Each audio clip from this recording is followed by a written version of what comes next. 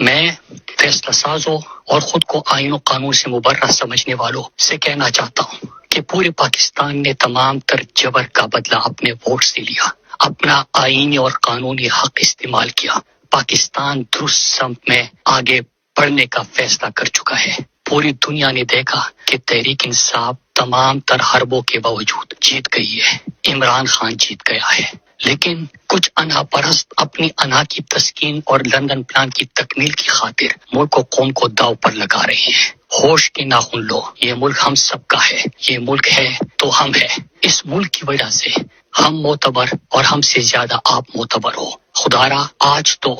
جو آپ کے ہر غلط کام کا دفاع بھی کرتے تھے وہ بھی اپیل کر رہے ہیں کہ پاکستان کو آگے بڑھنے دو، پاکستان کی جمہوریت کو جینے دو، پاکستان کے آئین کے ساتھ مزید کھلواڑ نہ کرو۔ خدارا تمام پاکستان کے مکتب فکر اب جو عوامی جذبات ہے اس کو سمجھے، عوام کے فیصلے کو جو آئین نے اور قانون نے ان کو حق دیا ہے وہ استعمال کر چکے ہیں، ان کا فیصلہ آ چکا ہے، اس کو تبدیل کرنے کی کوشش کر کے پاکستان سے بے وفائی، پاکستان کے آئین اور قانون سے غداری نہ کیجیے، پاکستان کا سوچے، اسی سے استحکام آئے گا۔ قوم کے اجتماعی شعور کی توہین نہ کیجیے، قوم کے جذبات کو ٹھیس مت پہنچائیے، جبر، ظلم، اغوا، قتل،